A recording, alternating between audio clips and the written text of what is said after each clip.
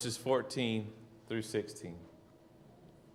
I bet all of you know this, and I bet some of you already know what it is. Hebrews 4, 14 through 16. Since then we have a great high priest who has passed through the heavens, Jesus the Son of God, let us hold fast to our confession. For we do not have a high priest who is unable to sympathize with our weaknesses, but we have one who in every respect has been tested as we are, yet is without sin. Let us therefore approach the throne of grace with boldness, so that we may receive mercy and find grace to help in time of need. That's a good life verse, isn't it? When we look around at the various religious ideals of the world in which we live, sometimes it is presented to us as if we can go through these steps, if we can work hard, we can, I'm thinking of the Eightfold Path of Buddhism, or if we can perform rituals, or if we can do things a certain way, eventually we can get to a point of enlightenment, or we can, through work and effort, earn God's favor in some way. That is not the message of the New Testament, is it? The message of the New Testament is that God himself knows what it's like to be where we are. Oftentimes when people talk about God, they like to think in terms of transfiguration. The lights come on and the glory is revealed and people are overwhelmed with the majesty and power. But maybe God's strength is really, truly revealed in our humanity when we are weak and when we are tempted and when we are tried. And it is not that we have the strength to endure on our own, but that God is our strength because he has been there. Have you been betrayed by your friends? So was Jesus. Unfairly accused, put on trial, put to death. Remember that even his own mother and brothers at one time thought he was crazy and went to get him and take him home. Betrayed by your closest friends, abandoned in your darkest hour. And even on the cross, remember, Jesus uttered those words, my God, why have you forsaken me?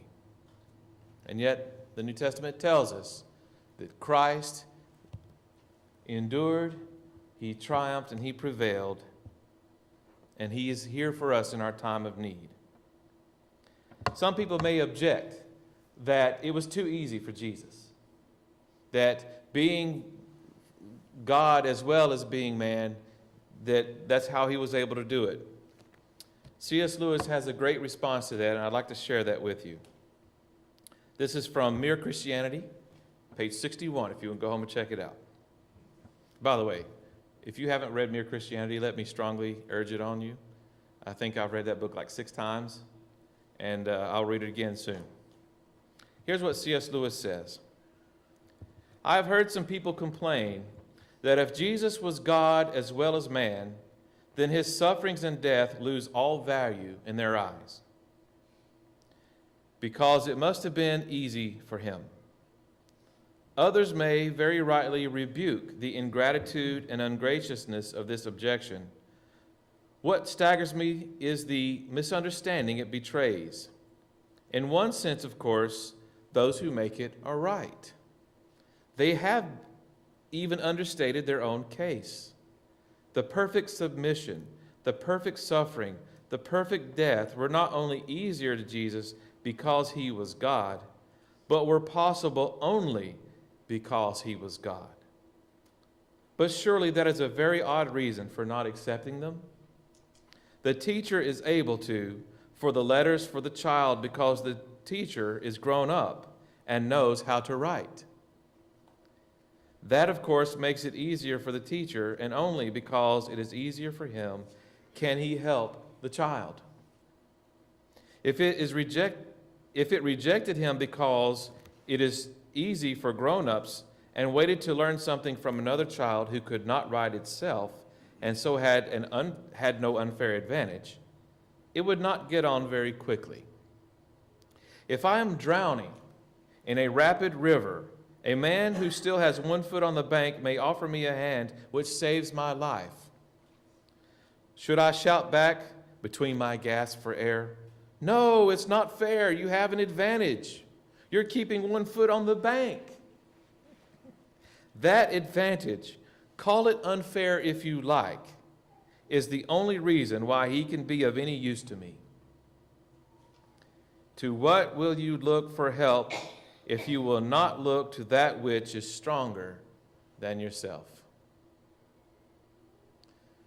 From the highest mountain to the darkest valley, from the transfiguration to the temptation, Christ is our constant friend and companion.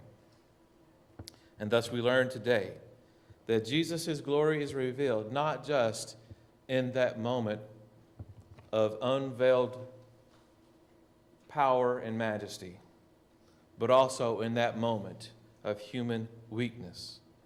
We also learn that because of his journey through temptation, he is able to help us in our times of weakness.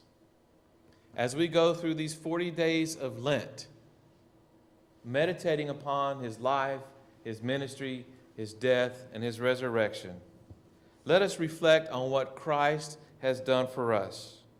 And as we meditate on what he does for us, let us also imitate him as best we can.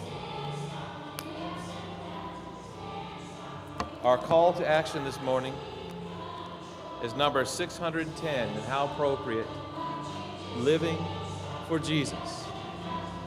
The call is for all of us to accept his hand, to take up the challenge, but knowing that we do not walk alone, that he is there for us and he carries us. I'd like to ask you to stand as we sing the first and last verses of Living for Jesus, to come and to name Christ as your Lord and Savior, or to come and name this church as your church home. We offer that invitation to you now.